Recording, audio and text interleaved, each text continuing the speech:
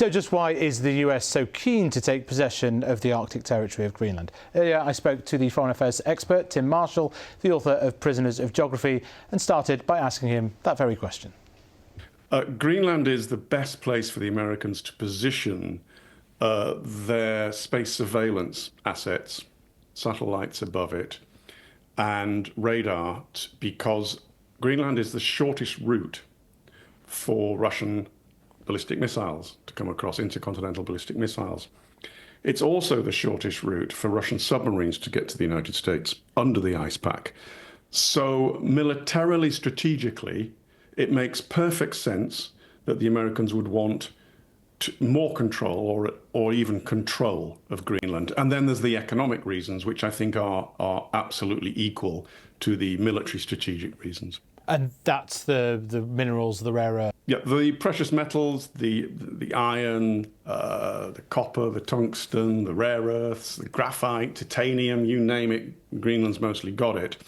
And almost all of them are on the side of Greenland that faces onto North America and faces onto the Canadian and American coastlines on the east coast.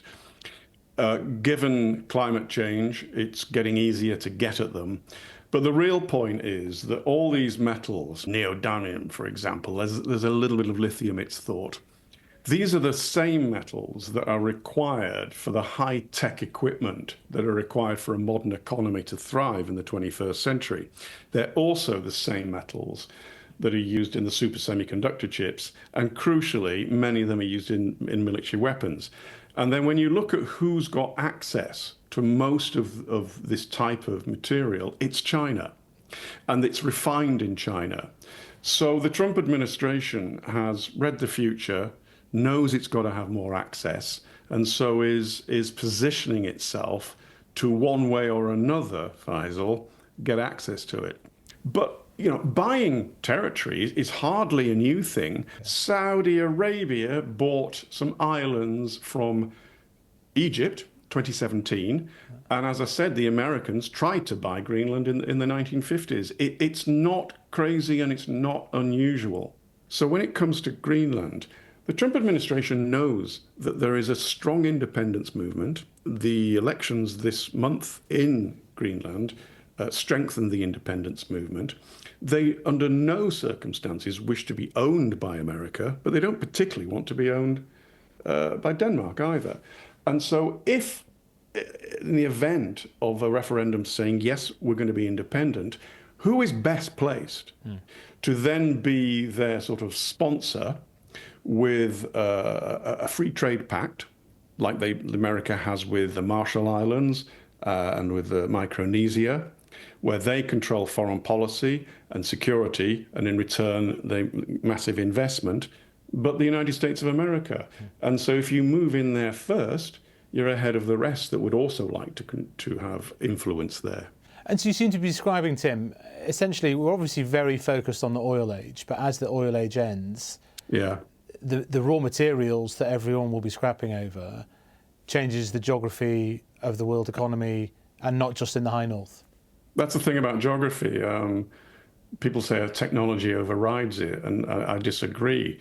What technology does is make different bits of geography more or less important. So if the coal was vital where it was in the 19th century, we don't care quite as much where the coal is. And over this century, and it will take decades, where the oil and gas is will decline in importance, and where the sun and the wind are will grow. Scotland, for example, is quite well positioned for wind power. Saudi Arabia is quite well positioned for solar power. And then there's the other bit of, as the oil and gas becomes less important, over decades, where the copper and the lithium grows. And so you're seeing this new geopolitical map emerge. And I'll give you two examples. One is the copper belt in the DRC, in the Congo, and countries near that. The Americans and Europeans are busy building transport links from the center of Africa out through Angola to a port to get them out into the Atlantic Ocean for market. The Chinese, of course, are busy building transport links in the other direction out of the DRC and Congo places to the Indian Ocean to get them home.